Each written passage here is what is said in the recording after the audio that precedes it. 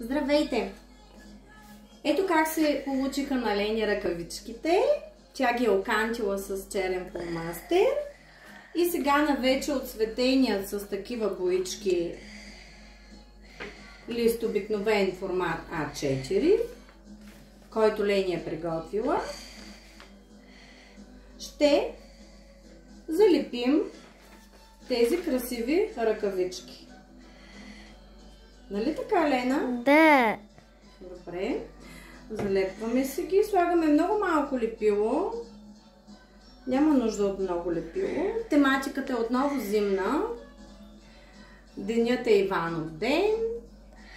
И той е... ден на нашия тате. Да. Така, ето как се получи. Това искахме да ви покажем.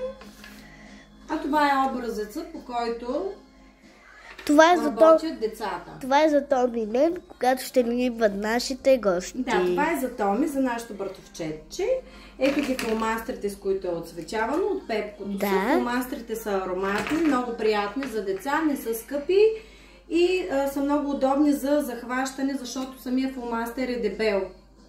И е много удобен за захващане, много практичен и много издръжливи. Ние купуваме вече няколко пъти точно от тази марка на Пепкото и сме много доволни, също както и от тези боички, които вътре се нанасят с гъбичка, няма нужда от вода, просто си мацвате малко така на гъбата и ето, и си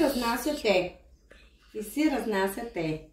Така, това е от нас за сега. Усмихната неделя! Бай!